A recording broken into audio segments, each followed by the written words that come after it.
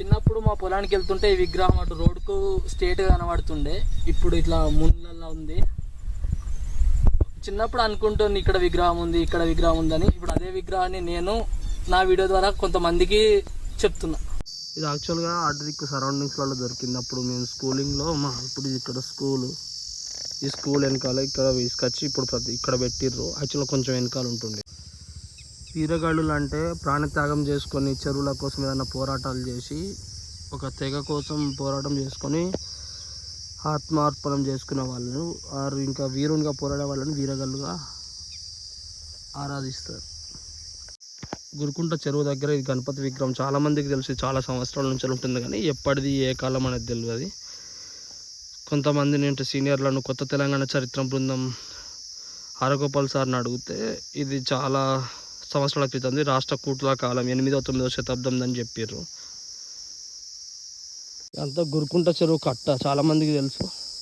గురుకుంట అన్నారు, గుడికుంట, గురువుల కుంట, రాను గురుకుంట చెరువుగా అయింది. దాని దగ్గరనే ఇక్కడ సరౌండింగ్స్లో చూస్తుంటే కనబడుతుంది. ఇప్పటిదాకా మనం వెళ్ళింది అక్కడనే కనబడుతుంది కదా, అక్కడే.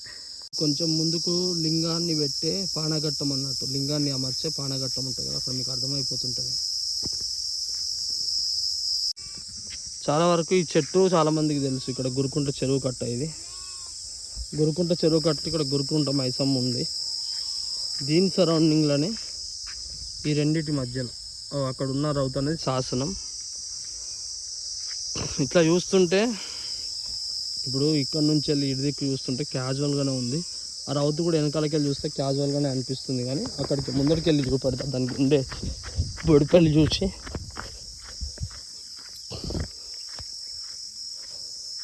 ఇక మీకు ఆటోమేటిక్గా అర్థమైపోతుంది. ఇక్కడ ఈ రెండు బొడిపల్లిలాగా ఉన్నాయి కదా, ఇక్కడ ఇది సూర్యచంద్రుడు అన్నట్టు. ఆ కాలంలో రాయిల మీదనే శాసనాలు అనేది ఉంటుండే. ఇది చదివితే మన ఊరి చరిత్ర అనేది తెలుస్తుంది. గురుకుంట మైసమ్మ తల్లి దగ్గరని ఇగో ఆ చెట్టు మనం పెట్టింది ఈ రెండింటి మధ్యలో కనబడుతుంది కదా. ఈ రెండింటి మధ్యలోనే శాసనం అనేది ఉంది. అక్కడ అనుకుంటే వెళ్ళిపోతుంది. ఇది 100 సంవత్సరాల నాటి ఇప్పటి కావు, ఇది వేల నాటి. ఇప్పటి ఈ రోజులలో వెళ్తే కావు, అవి 100 సంవత్సరాల చరిత్ర ఉన్నటువంటిది. ఈ పవన్ ద్వారా ఎక్కువ ఇప్పుడు బయటకు వచ్చింది. ఆయన అక్కడక్కడ ఎక్కడెక్కడ విగ్రహాలు ఉన్నాయి, ఎక్కడ లింగం ఉంది, ఎక్కడ ఉందని రీచార్జ్ చేసింది కనుక అతని ద్వారా అయితే ఎక్కువ మందికి తెలిసిపోయింది. ఇప్పుడు యూట్యూబ్ ఛానల్ ద్వారానే తెలిసిపోయింది. ఇప్పుడు చాలా మందికి, ఎవరికి ఇన్ని వాళ్ళకు తెలియదు కదా, ఇంట్లో వాళ్ళకి తెలియదు కదా, బయట ఉన్న వాళ్ళకంటే చూస్తారు. ఇంట్లో ఆడవాళ్ళకి కానీ మగవాళ్ళకి కానీ అందరూ తెలిసింది మొత్తం ఛానల్ ద్వారా తెలిసింది. మిగతా మీరు కూడా వచ్చి తెలుసుకున్నందుకు కూడా మాకు ధన్యవాదాలు.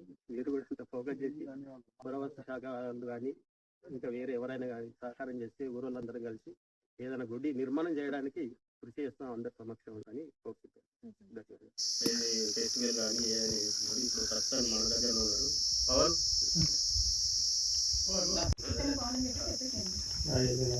ఇతనే పవన్ తమ్ముడు, హైదరాబాద్లో జాబ్ చేస్తుంటాడు సాఫ్ట్వేర్గా. ప్రస్తుతానికి ఇప్పుడు ఇక్కడికి ఊళ్ళో కట్టినట్టున్నాడు. దీని మీద ఇదే ప్రోగ్రామ్ మీద ఇన్ఫర్మేషన్ ఉన్నట్టుంది. ఈ పవన్ ద్వారానే ఎక్కువ అందరికి యూట్యూబ్ ఛానల్ ద్వారా తెలిసినట్టు అనుకుంటున్నాను. నేను కూడా కమ్యూనిటీ పవన్, కాతల పవన్ అని.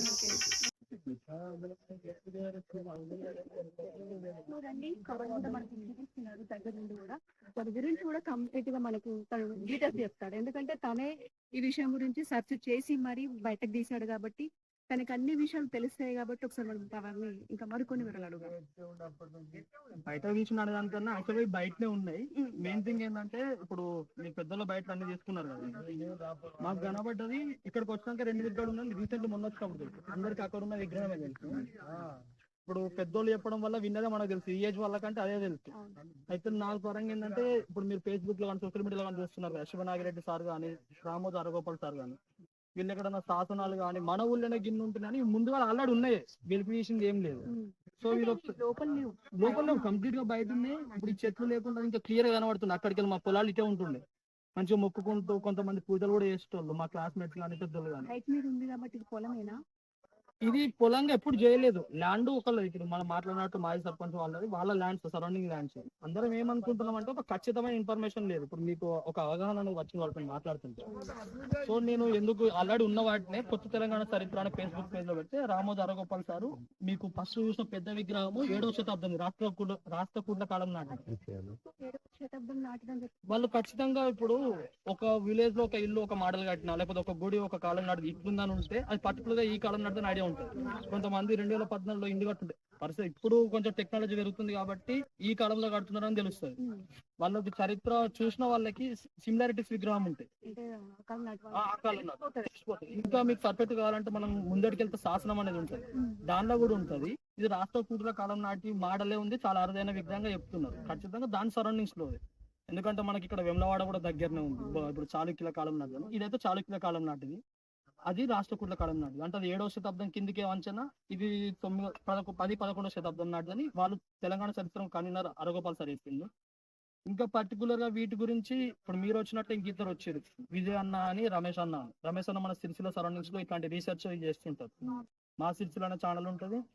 అట్ ద సేమ్ టైం వాళ్ళు ఇంకా శాసనాలు అనేది ఉంటాయి, మీకు శాసనాలు ఐడియా ఉండొచ్చు, ఇట్లా శాసనాలు బయట పడుతున్నాయి. అవునవును. వాళ్ళు అట్లాంటి యూట్యూబ్ వీడియోలు ఎక్కువ చేస్తున్నారు అన్నట్టు. అప్పుడు మీరు మీకు ఇక్కడికి ఎప్పుడు వచ్చారు అంటే ఎన్ని ఇయర్స్ అవుతుంది? ఇక్కడికి పర్టికులర్ గా అంటే ఇది రీసెంట్లీ చూసిందే. నేను 25 సంవత్సరాల నుంచి చూస్తున్నాను, నాకు ఇప్పుడు 34 సంవత్సరాలు. నా 8-9 నుంచి వెళ్ళేటప్పుడు ఈజీగా నుంచి కూడా మీరు దీని గురించి చూసుకున్నాను. అప్పటి నుంచి మీకు తెలుసు, కానీ బయట పెట్టింది ఎప్పుడు? బయట పెట్టిందంటే 2020లో కనగర్తి ఛానల్ రన్ చేస్తే, ఇప్పుడు యూట్యూబ్ అది అన్నది Kanagarthi Facebook channel YouTube channel run చేస్తుంటది గ్రామస్థ సహకారంతో. ఆ దానిలో కూడా ఒక బైట్ చెప్పిన, ఇది చిన్నప్పటి నుంచి చూసినా ఇప్పుడు ప్రపంచానికి చెప్తున్నాను. అప్పుడు కొంచెం చెప్పిన, ఇప్పుడు ఇంకా చారిత్రక నేపథ్యం ఉందని చెప్తుంటే ఇంకేదో ఉడత భక్తి సాయంగా గ్రామస్థ సహకారంతో కానీ అలా. ఇప్పటికీ కూడా చెక్కు చెదరకుండా ఎంత అద్భుతంగా ఉంది.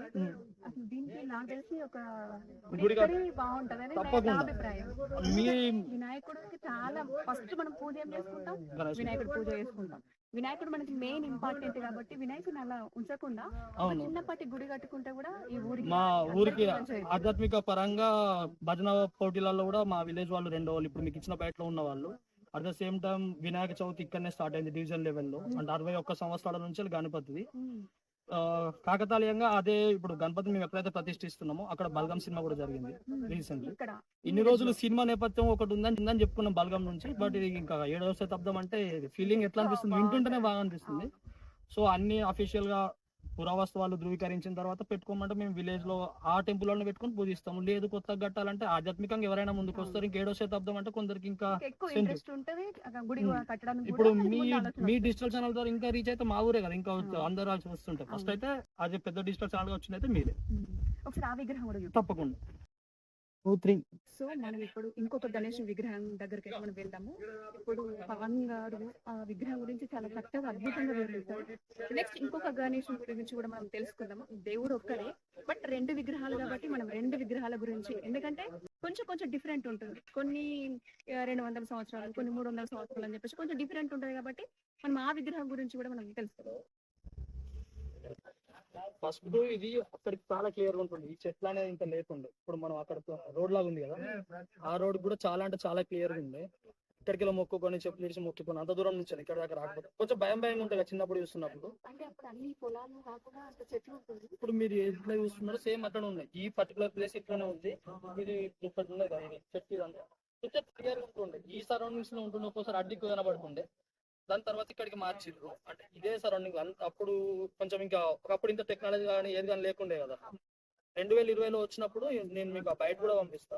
అప్పుడు ఇంకా మొత్తం సెప్టెంబర్ లో గ్రీనరీ ఎక్కువ ఉంటుంది కదా, ఆ లోపల నుంచి ఇక్కడ కూర్చుండి చిన్నప్పటి నుంచి చూస్తున్నా దీని గురించి చెప్తున్నా అని చెప్పి సేమ్ ఇదే డైలాగ్ చెప్పిన.